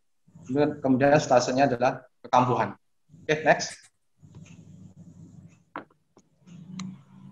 Fitur nyeri, dominasi jelas karena radikuler, berarti masuknya ke neuropatik. Kemudian presentasinya berkaitan dengan ada tadi sudah dibahas bahwa ada gerakan membungkuk yang memprovokasi masuk ke mekanik, tapi juga ada faktor mekaniknya, nyeri non mekaniknya. Ini perlu kita masukkan. Dan situasi tidak ada kontribusi yang berlebihan, jadi masuknya mungkin nanti masuk ke rendah. Oke, next. Nah, untuk pertimbangan psikososial mungkin bisa di-note sendiri ketika nanti pasien kita sedang menghadapi pasien, oh kira-kira pasien ini kepercayaannya ini gara-gara saraf kejepit, atau kepercayaan wah ini pasti gara-gara herniasi yang menekan saraf seperti itu. Padahal misalkan kita cross check lagi, biasanya herniasi itu ketika terjadi kompresi itu belum tentu menimbulkan keluhan. Yang bisa menimbulkan malah justru inflamasi yang terjadi karena tekanan itu tadi. Nah, kemudian ada faktor afektifnya. Ini bisa kita menggunakan Oribro tadi. Kira-kira moodnya, kemudian ada kepanikan atau enggak, ekspektasi jangka panjang seperti apa. Kira-kira misalnya, pasti saya nggak bisa sembuh nih. Jangan-jangan saya akhirnya nanti di kursi roda nggak bisa jalan. Ini kan berkaitan dengan afektif. Sosial tentu berkaitan dengan lingkungan sosialnya. Dan kebetulan pada individu ini memiliki anak balita, yang mau tidak mau ya pasti akan terganggu terkait dengan keluhan yang dialami seperti itu. Oke, next. Ini berkaitan contoh persepsi pekerjaannya seperti apa. Sebagai contoh mungkin kebetulan dia di kantor banyak duduk yang dalam kesehariannya lebih dari 6 jam. Tentu ini akan memprovokasi keluhan. Even posturnya sudah dicoba untuk tegak seperti itu. Nah, ini kontribusinya juga merupakan kontribusi yang dalam kategori sedang dan perlu kita intervensi. Kemudian lingkungan kerjanya mungkin berkaitan dengan tugasnya. Tugasnya seperti apa. Nah, ini kontribusinya juga kita bisa pertimbangkan apakah nanti misalkan pada pasien lain sedang, ringan, ataupun tinggi seperti itu. Okay, next. Contoh untuk gaya hidup berkaitan dengan gaya hidupnya. Mas Firman, agak jarang-jarang seperti itu. Kemudian ada riwayat penyakit atau tidak, kesehatan umumnya seperti apa, ini perlu kita cross-check lebih lanjut. Nah, mohon maaf Mas Firman. 10 menit lagi. Oke, ini habis ini selesai kok ini. Next. Next. Nah, ini lebih ke deskripsi lebih detailnya sih. Tapi pada umumnya sudah terpaparkan tadi pada di awal berkaitan dengan gangguan geraknya ke arah mana, pembungkuk seperti itu, kontrolnya berkaitan dengan posturnya seperti apa, karena bisa dilihat tampaknya skoliosis. Berarti kan ada lateral shifting dari area lumbal atau torakolumbal seperti ini. Jadi mungkin adaptif atau tidak adaptif ini bisa kita pertimbangkan karena ini akut, dan ini masuknya ke adaptif seperti itu. Oke, next. Terkait perilaku, dia menghindari gerakan yang memprovokasi nyeri, yang kita pertimbangkan bahwa ini wajar karena dia baru onsetnya juga kekambuhan akut, tentu ini maksudnya ke adaptif. Dan tapi ada di kondisi, jadi kita periksa ketika 6-minute walking test, harusnya misalkan normalnya berkisar mungkin sekitar 400 meter, dia hanya bisa mampu 200 meter seperti itu. Oke, next.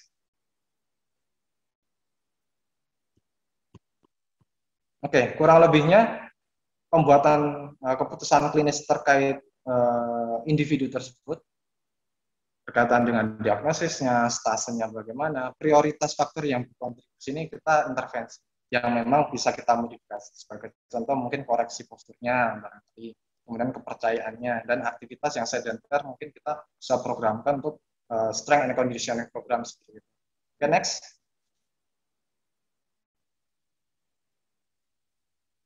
Oke, ini mungkin salah satu ilustrasi aja berkaitan dengan self managementnya. Pada individu ini kebetulan saya lakukan pendekatan manual terapi berkaitan dengan koreksi, dan mungkin ditambahin dengan neurodynamic approach berkaitan dengan neuralnya karena ada gangguan berkaitan dengan nyeri menjalar, dan ada terapi latihan yang spesifik dan general. Ini yang perlu dipertimbangkan. Kemudian misalkan ada tadi sudah ada meetingnya 6-8 jam sehari, ya perlu setiap jam ada perlu break untuk bergerak. Ini menjadi suatu prioritas edukasi ke pasien tersebut. Oke, next. Oke, ini yang jarang sekali kita pertimbangkan adalah kita jarang mengevaluasi pasien. Yang artinya ketika misalkan kita evaluasi terjadi perubahan, pasien akan lebih termotivasi dalam mengikuti program fisioterapi. Nah, makanya ini ada istilah evaluasi sama dengan intervensi. Kita bisa menggunakan evaluasi dari mungkin dari skala nyeri juga bisa, tapi kan itu tidak terlalu objektif dan tidak bisa menjadikan dasar yang ibaratnya baku untuk kita. Tapi misalkan aktivitas fungsional, karena kita mainnya di area ICF, berkaitan aktivitas fungsional tentu dengan perubahan posturnya seperti apa, berkaitan aktivitasnya tadi ada peningkatan atau tidak, ini menjadikan evaluasi yang penting bisa kita sampaikan ke pasien tersebut. Next.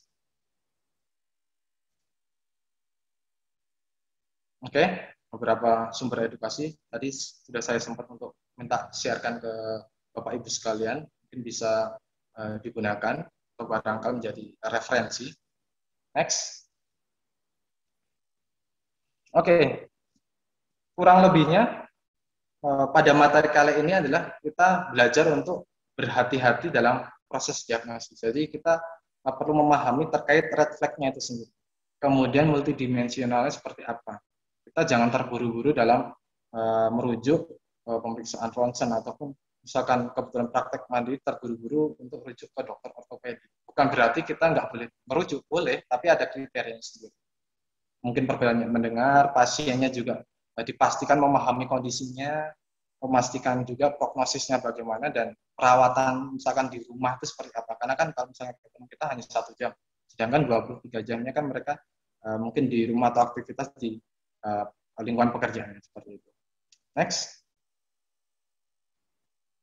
Oke, ini mungkin closing aja bahwa entah kita ini dari level pendidikan D3, D4, S1, profesi, atau mungkin sudah expert sekalipun, kita dituntut untuk lebih bisa berpikir kritis atau memiliki clinical reasoning yang lebih luas lagi. Jadi pandangannya orang itu fisioterapis bukan sekedar tukang pasang alat ataupun sekedar tukang tekak-tekuk. Nah, ini misi kita, bagaimana memframe fisioterapi sebagai profesi ini menjadi profesi yang bukan sekedar tukang. Oke, mungkin sekian, ada beberapa pertanyaan dan mungkin lebihkah Mas Dika waktunya? Baik Mas, terima kasih atas penyampaian materi yang sangat komprehensif sekali, sangat banyak ya. Baik, untuk teman-teman dari peserta, bila ada pertanyaan bisa langsung saja dikirim di kolom chat.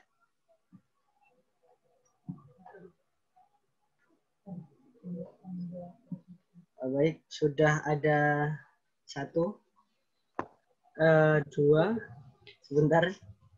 Oke. Kita ke pertanyaan pertama dulu, Mas Firman. Boleh. Dari Aditya. Bagaimana pendekatan fisioterapi dalam menangani pasien LBP dengan kondisi allodynia dan juga dari keluarga pasien meyakini adanya unsur mistis dari keluhan LBP-nya, sehingga keluarga menghendaki pengobatan dari sisi medis, yaitu obat dan juga fisioterapi, maupun non medis, yaitu magic. Seperti itu, Mas. Oke, itu kan sebenarnya lebih ke arah pertimbangannya pasien. Kita nggak bisa memaksa, oh pasien harus masuknya ke fisioterapi terus loh. Ya, kita sebagai tenaga medis tentunya peran kita sebagai fisioterapi yang mengedukasikan yang memang skopnya kita atau memang lingkupnya kita. Mungkin berkaitan dengan allodynia kok di apa-apain, ya kita jelaskan bahwa mungkin saraf itu ini loh, tadi misalkan biasanya kalau kita tadi ada contoh dicubit, kan nggak semua orang ketika dicubit merasakan sakit. Sekalipun kalau misalkan merasakan sakit kan pasti akan berbeda-beda. Nah, pada kondisi allodynia ini sarafnya dia terlalu sensitif. Nah, ini ya perlu kita pertimbangkan. Kenapa kok sarafnya sensitif? Mungkin ada faktor-faktor yang berkontribusi. Salah satunya mungkin aktivitas tidurnya kurang. Misalkan ada di sini pasien itu cuma bisa tidur malam dalam 1 jam. Jadi durasinya hanya 1 jam, setelahnya dia hanya terbangun ataupun hanya rebahan. Ini kan sangat mengganggu sekali. Nah, ini bisa berkontribusi terhadap terkait sensitivitas dari sistem saraf itu sendiri. Nah, ini bisa kita jelaskan ke pasien. Sehingga manajemennya nanti ya, andai kata memang ada kontribusi gangguan tidur, ya mungkin kalau misalkan kita bisa explain atau menjelaskan ke pasien terkait sleep hygiene-nya, mungkin kalau tidur ruangannya kalau bisa diusahakan jangan terlalu panas seperti itu. Oke, nah, tapi memang kalau memang tidak bisa ya nanti kita refer ke mungkin dokter, karena mungkin barangkali dia punya farmakologi berkaitan dengan sleep medicine.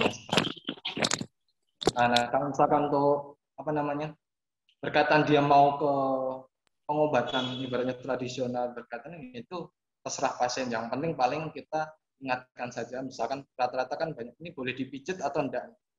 Boleh aja kita arahkan, oh yang nanti misalkan Anda datang ke masyur, yang diurut nanti kalau bisa ini ya Bu ya, ototnya ini itu direlaksasi. Tapi jangan areanya ini, karena ini areanya mungkin kondisinya lagi sedang akut, nanti takutnya malah tambah. Nah, ini kita role-nya kita sebagai edukator.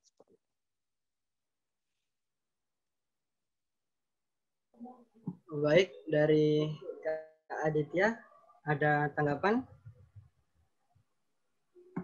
Oke, sepertinya sudah cukup ya. Kemudian ada pertanyaan selanjutnya dari Tessa Yulianti. Halo Kak Firman, izin bertanya kaitannya dengan HNP. Sering saya jumpai pasien dengan poslaminektomi, et causa HNP lumbal justru menimbulkan masalah baru, yakni muncul keluhan baal dan terasa kesetrum di sepanjang kaki. Apakah akibat dari laminek atau aktivitas puslaminek dari si pasien tersebut ya.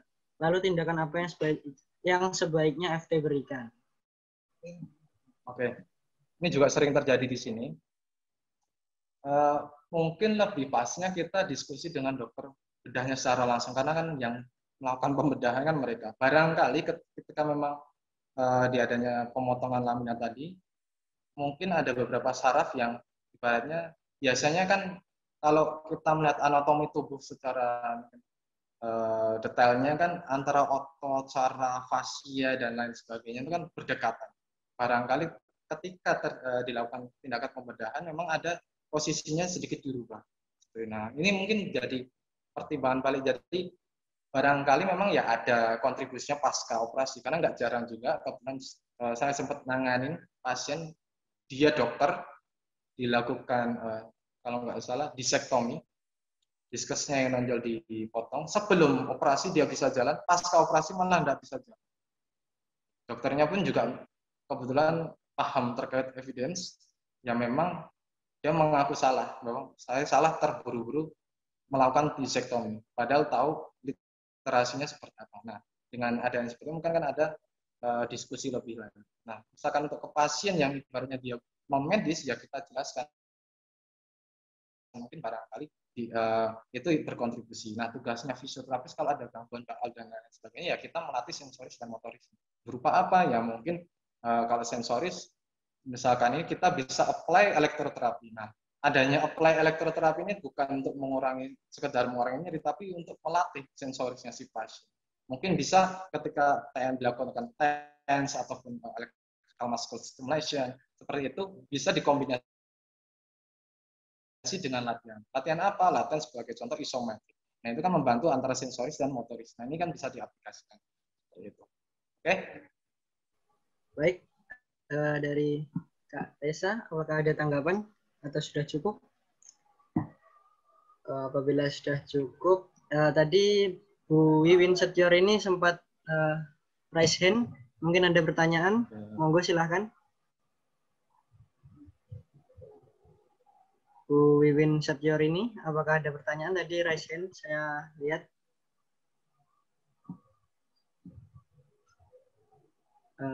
Beliau sepertinya mengalami gangguan sinyal. Ya, Bu Wiwin Setior ini, tadi raise hand, apakah ada pertanyaan?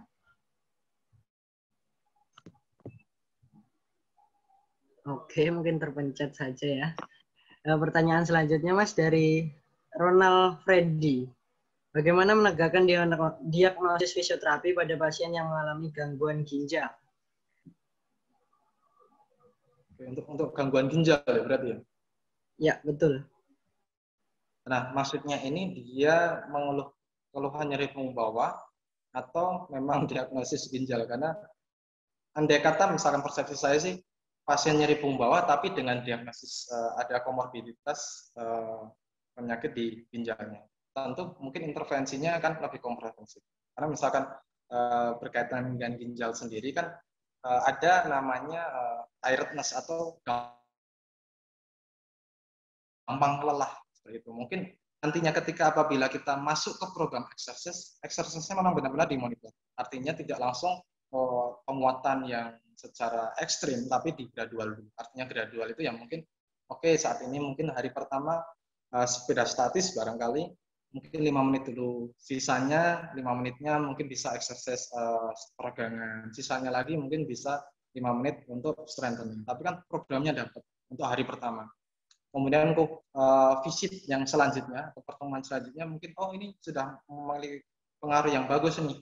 Nanti kita tingkatin lagi dan pada akhirnya kan kita malah develop kapasitas fisik pasien ini jadi lebih bagus. Barangkali malah kalau di atletik ada pernyataan justru kalau pasca cedera direhabilitasi oleh fisioterapi misalkan, performanya malah tambah bagus. Ini ada statement-statement seperti itu. Nah, itu mungkin bisa real terjadi. Gitu. Baik, mungkin langsung saja ke pertanyaan selanjutnya. Sebelumnya saya ingatkan untuk teman-teman semua, para hadirin sekalian, jangan lupa untuk mengisi link absensi kedua yang telah di-share di kolom chat. Mohon diisi terlebih dahulu. Ya. Untuk pertanyaan selanjutnya ada dari Yulian Eko Heri, kemudian nanti ada pertanyaan terakhir dari Mas Kadek Yuanda. Masih ada satu lagi ya Mas, bonus ya. Bonus ya. Cukup antusias ini sepertinya para peserta di sore hari ini. Baik, tadi ke Yulian Eko Heri. Izin bertanya, bagaimana cara mendiagnosa LBP tetapi di status klinisnya berdiagnosa HNP, sedangkan exercise yang kita berikan LBP sama HNP berbeda. Terima kasih. Oke. Diagnosis HNP itu kan diagnosis medis, bukan diagnosisnya fisioterapi. Itu kan sudah clear. HNP itu diagnosis based on radiologi. Jadi berdasarkan pemeriksaan radiologi. Diagnosisnya kita berdasarkan pemeriksaan aktivitas fungsi. Mungkin juga ada impairment, participation limitation. Justru malah ICF itu sendiri sudah mengcapture BPS. Cuma secara realita prakteknya, ya kita belum optimal untuk mendorong BPS approach itu bisa real terjadi di lahan. Base-nya semua di ICF. ICF sudah ada, mungkin kodenya. Kalau di kita kan rata-rata kalau instansi rumah sakit atau di sini pun penggunaannya adalah ICD. Ya, diagnosis based on ya mungkin adanya herniasi, spondylolisthesis. Nah, ketika nanti pendokumentasian, oh ini ada herniasi nih, misalkan bulging. Nantinya kira-kira programnya seperti apa ya? Programnya terkait pemeriksaannya kita dong. Kan kita fisioterapis yang melakukan pemeriksaan, oh adanya gangguan gerak membungkuk. Oh berarti nanti dilatih ke arah gerakan membungkuk secara gradual. Oh ada penurunan kekuatan otot, dan penurunan kekuatan ini bersifat global. Global artinya tidak hanya di otot pinggangnya aja, tapi di mungkin area otot leg-nya ataupun tungkainya. Ini perlu kita latih. Jadi latihan kita kan bukan berarti kalau treatment sakitnya di pinggang, latihannya cuma di pinggang, tapi bisa kita modifikasi mungkin di bahu, di hip-nya, ataupun latihan-latihan yang bersifat general. Ini yang bisa dilakukan. Nah, andai kata misalkan adanya diagnosis medis tadi, ya ini hanya pertimbangan, oh pasien ini ada diagnosis HNP dan kebetulan gerakan membungkuknya sakit. Ya pasti treatmentnya kita secara temporer, kalau kita menggunakan pendekatannya McKenzie atau mechanical diagnosis terapi, dia pasti di counter dulu, diekstensi dulu, baru nanti fleksinya akan digradual. Tapi misalkan kita kebetulan kok manual terapi menggunakan gerakan pendekatan atau konsepnya Mulligan, justru langsung membungkuk, tapi dengan teknik mungkin adanya namanya mungkin lumbar snag atau apa, itu kan secara teknikalnya. Misalkan kok saya bukan manual terapis mas, ya udah nanti secara pelan-pelan ya kita latih gerakan ibaratnya untuk mobility exercise. Sebagai contoh mungkin pelvic vaulting itu kan yang paling gampang. Itu yang bisa kita apply ke pasien tersebut, even dia punya HNP tersebut. Gitu. Oke, baik. Pertanyaan selanjutnya dari Kadek Yuanda Pangestu. Bagaimana cara menghadapi tantangan ke depan terkait asesmen biopsikososial? Tantangan sebenarnya secara realnya adalah waktu. Itu yang permasalahan paling nyata di klinis adalah waktunya kita. Kalau misalkan kalau kebetulan saya di posisinya di klinik hanya one on one pasien terapis, tentu spare waktunya kan lebih banyak. Nah, tapi bagaimana kalau misalkan diimplementasikan ya? Ibaratnya mohon maaf misalkan di rumah sakit baik pemerintah atau swasta kan pasiennya banyak. Nah, strategis ini ada beberapa strategis yang clue-nya malah dari pemeriksaan history taking. Yang pertanyaan, kira-kira ada ini enggak riwayat kanker enggak? Keluhannya seperti apa?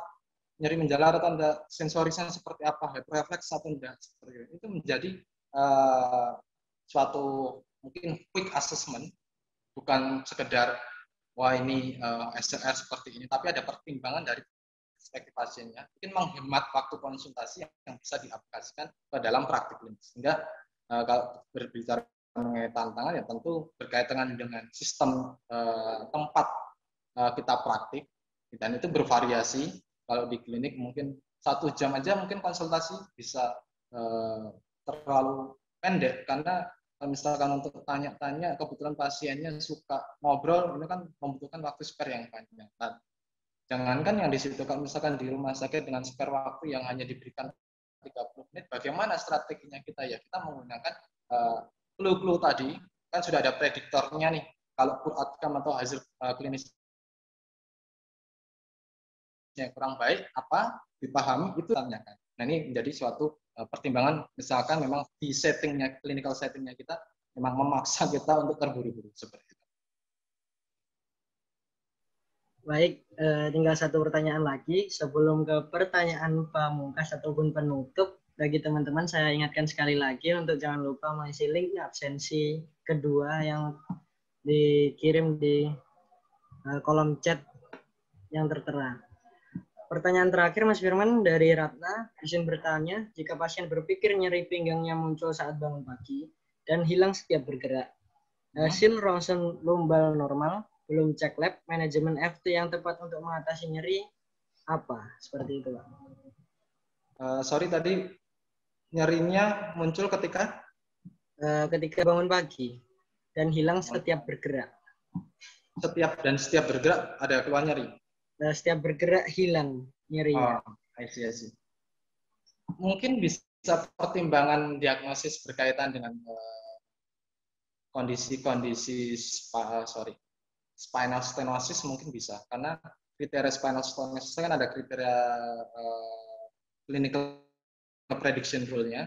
Kalau pasien diem duduk sakit, tapi misalkan kok jalan dia malah enak, nah ini kriteria spinal stenosis. Tapi kebetulan misalkan kok hasil laboratorium berkaitan dengan radiologinya normal, nah diagnosisnya masuknya ke apa ya? Kita ruling out patologinya tadi, misalkan memang tidak ada red flag, tidak ada ini, ya mungkin masuknya adalah non-spesifik. Nah, non-spesifik kan berarti kita perlu mempertimbangkan faktor yang sudah saya jelaskan tadi. Oh, barangkali level aktivitasnya si pasien ini rendah. Makanya kok ketika bangun pagi ada rasa mungkin keluhan nggak nyaman atau bahkan nyeri. Kemudian malah ketika gerak malah enak. Nah, ini bisa kita jelaskan, oh berarti ini Pak, Bu, ini Bapak atau Ibu disuruh untuk banyak gerak. Karena kalau terlalu banyak diam, keluhannya muncul. Terutama misalkan kita tidur kan, ibaratnya kita butuh waktu mungkin sekitar 6-8 jam tidur kan aktivitas diam statis. Bangun-bangun kaku, sakit, ketika gerak malah enak. Ya udah, ini explain-nya malah lebih simpel lagi. Jadi pasien akan lebih paham. Oh iya ya. Jadi kalau diem ternyata misalnya duduk lama sakit tapi gerak enak, berarti saya memang harus banyak-banyak gerak ya. Nah itu yang bisa didiskusikan dengan pasien. Mungkin gitu. Baik, terima kasih Mas Firman atas penyampaian materi dan penjabaran penyampaian jawaban yang luar biasa, sangat lengkap, sangat komprehensif sekali. Mungkin kalau kita kuliah ini satu semester dirangkum jadi satu ya. Baik, sebelum kita tutup, saya akan membacakan beberapa poin yang saya dapat dari materi terakhir ini. Di antaranya, individu dengan diagnosa yang sama, treatment bisa saja berbeda tergantung dari pattern, dari genetik, kebiasaan, dan lain sebagainya. LPP adalah masalah multidimensional dengan banyak faktor risiko. Kemudian, usahakan untuk menghindari pertanyaan tertutup dengan jawaban ya atau tidak, tapi usahakan untuk menggunakan pertanyaan yang terbuka untuk melihat perspektif dari pasien itu sendiri. 90% diagnosa bisa ditegakkan tanpa pemeriksaan fisik dengan history taking, tapi bukan berarti pemeriksaan fisik tidak diperlukan. Jangan berikan treatment ketika pemeriksaan terkait red flags belum clear. Kemudian lebih berhati-hati lagi, jangan sampai overdiagnosis, karena overdiagnosis dan overtreatment nantinya bisa menimbulkan disabilitas karena treatment itu sendiri. Kemudian yang selanjutnya, tadi ada beberapa poin yang sangat banyak sekali, diantaranya perspektif individu, kapasitas fungsional, tujuan ekspektasi, red flags, diagnosis spesifik, stase gangguan, tipe nyeri, karakter nyeri, sensitivitas, psikososial, kognitif, afektif, sosial, dan lain sebagainya perlu diperhatikan oleh teman-teman semua. Mungkin ada beberapa patah kata untuk closing statement dari Mas Firman, saya persilahkan.